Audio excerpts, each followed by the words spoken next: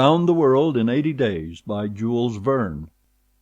Chapter 14, in which Phileas Fogg descends the whole length of the beautiful valley of the Ganges without ever thinking of seeing it. The rash exploit had been accomplished, and for an hour Passepartout laughed gaily at his success.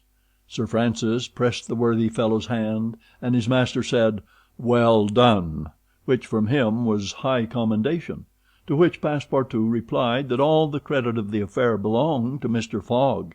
As for him, he had only been struck with a queer idea, and he laughed to think that for a few moments he, Passepartout, the ex-gymnast, ex-sergeant fireman, had been the spouse of a charming woman, a venerable embalmed Rajah.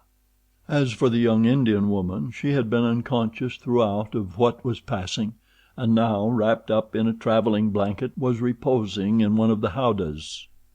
The elephant, thanks to the skillful guidance of the Parsee, was advancing rapidly through the still darksome forest, and an hour after leaving the pagoda had crossed a vast plain. They made a halt at 7 o'clock, the young woman being still in a state of complete prostration. The guide made her a drink, a little brandy and water, but the drowsiness which stupefied her could not yet be shaken off.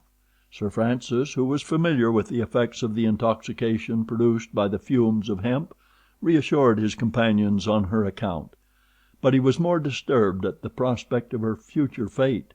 He told Phileas Fogg that should Aouda remain in India, she would inevitably fall again into the hands of her executioners. These fanatics were scattered throughout the country, and would, despite the English police, recover their victim at Madras, Bombay, or Calcutta. She would only be safe by quitting India forever. Phileas Fogg replied that he would reflect upon the matter. The station at Allahabad was reached about 10 o'clock, and the interrupted line of railway being resumed would enable them to reach Calcutta in less than 24 hours. Phileas Fogg would thus be able to arrive in time to take the steamer which left Calcutta the next day, October 25th, at noon, for Hong Kong.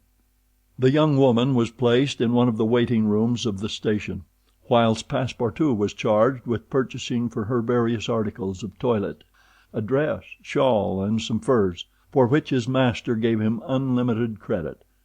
Passepartout started off forthwith, and found himself in the streets of Allahabad, that is, the City of God, one of the most venerated in India, being built at the junction of the two sacred rivers, Ganges and Jumna, the waters of which attract pilgrims from every part of the peninsula.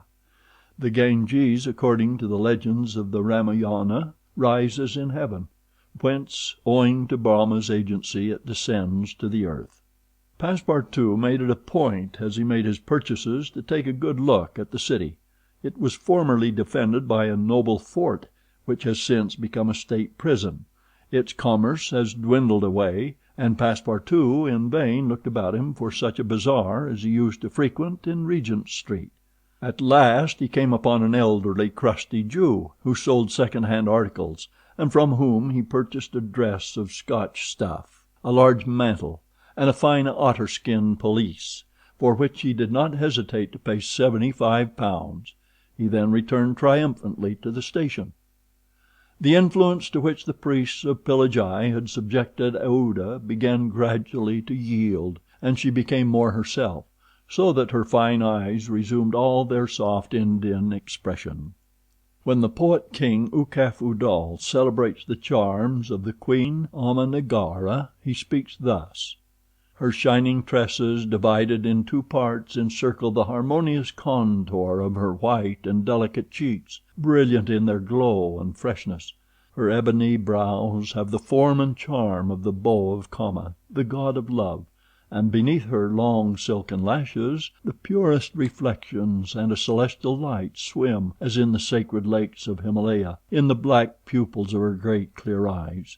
Her teeth, fine, equal, and white, glitter between her smiling lips like dewdrops in a passion flower's half-enveloped breast. Her delicately formed ears, her vermilion hands, her little feet, curved and tender as the lotus bud, glitter with the brilliancy of the loveliest pearls of Ceylon, the most dazzling diamonds of Golconda. Her narrow and supple waist, which a hand may clasp around, sets forth the outline of her rounded figure and the beauty of her bosom, where youth in its flower displays the wealth of its treasures. And beneath the silken folds of her tunic she seems to have been modeled in pure silver by the godlike hand of Victor Karma, the immortal sculptor. It is enough to say, without applying this poetical rhapsody to Aouda, that she was a charming woman in all the European acceptation of the phrase. She spoke English with great purity, and the guide had not exaggerated in saying that the young Parsee had been transformed by her bringing up. The train was about to start from Allahabad, and Mr. Fogg proceeded to pay the guide the price agreed upon for his service, and not a farthing more, which astonished Passepartout, who remembered all that his master owed to the guide's devotion. He had indeed risked his life in the adventure at Pillaji, and if he should be caught afterwards by the Indians, he would with difficulty escape their vengeance. Kearney also must be disposed of. What should be done with the elephant, which had been so dearly purchased? Phileas Fogg had already determined this question. "Parsee," said he to the guide, "you have been serviceable and devoted. I have paid for your service, but not for your devotion. Would you like to have this elephant? He is yours." The guide's eyes glistened.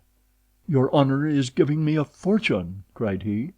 "Take him, guide," returned Mr. Fogg, "and I shall still be your debtor." "Good!" exclaimed Passepartout. "Take him, friend. Kearney is a brave and faithful beast," and going up to the elephant he gave him several lumps of sugar, saying, "Here, Kearney, here, here." The elephant grunted out his satisfaction, and clasping Passepartout around the waist with his trunk, lifted him as high as his head. Passepartout, not in the least alarmed, caressed the animal, which replaced him gently on the ground. Soon after, Phileas Fogg, Sir Francis Cromarty, and Passepartout, installed in a carriage with Aouda, who had the best seat, were whirling at full speed towards Benares. It was a run of 80 miles, and was accomplished in 2 hours.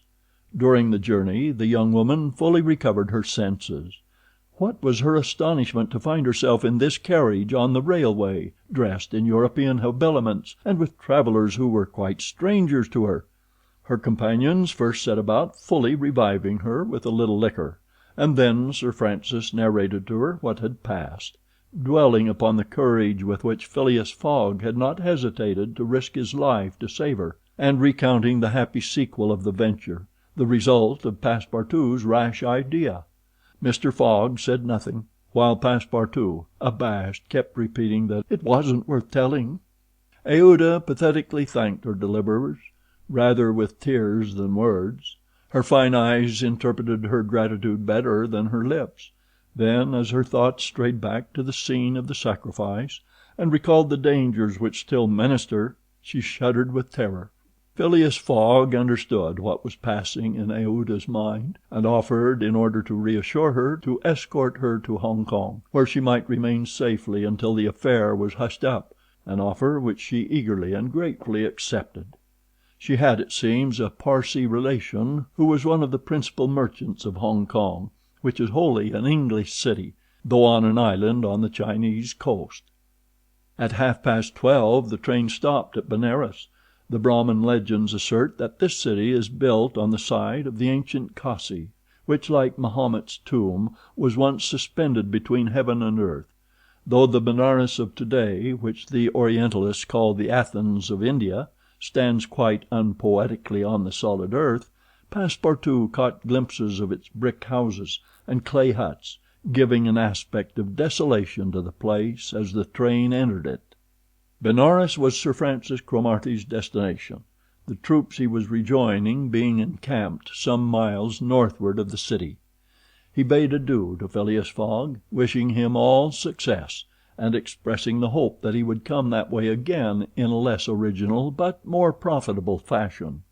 Mr. Fogg lightly pressed him by the hand. The parting of Aouda, who did not forget what she owed to Sir Francis, betrayed more warmth, and as for Passepartout, he received a hearty shake of the hand from the gallant general. The railway, on leaving Benares, passed for a while along the valley of the Ganges. Through the windows of their carriage the travelers had glimpses of the diversified landscape of Behar, with its mountains clothed in verdure, its fields of barley, wheat, and corn, its jungles peopled with green alligators, its neat villages, and its still thickly leaved forests. Elephants were bathing in the waters of the sacred river, and groups of Indians, despite the advanced season and chilly air, were performing solemnly their pious ablutions. These were fervent Brahmans, the bitterest foes of Buddhism, their deities being Vishnu, the solar god, Shiva, the divine impersonation of natural forces, and Brahma, the supreme ruler of priests and legislators. What would these divinities think of India, Anglicized as it is today, with steamers whistling and scudding along the Ganges, frightening the gulls which float upon its surface, the turtles swarming along its banks, and the faithful dwelling upon its borders? The panorama passed before their eyes like a flash, save when the steam concealed it fitfully from the view.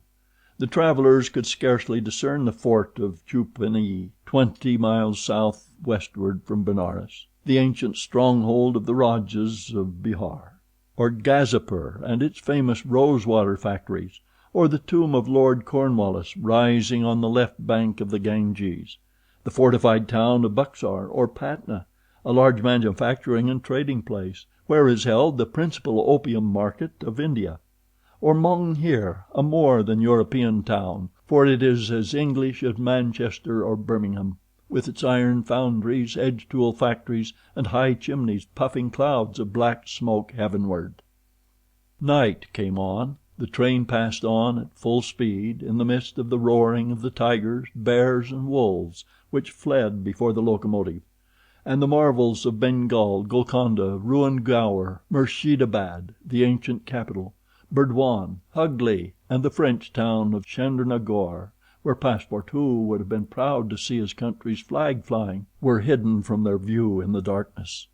Calcutta was reached at 7 in the morning, and the packet left for Hong Kong at noon, so that Phileas Fogg had 5 hours before him. According to his journal, he was due at Calcutta on the 25th of October, and that was the exact date of his actual arrival. He was, therefore, neither behindhand nor ahead of time. The 2 days gained between London and Bombay had been lost, as had been seen in the journey across India, but it is not to be supposed that Phileas Fogg regretted them. Chapter 14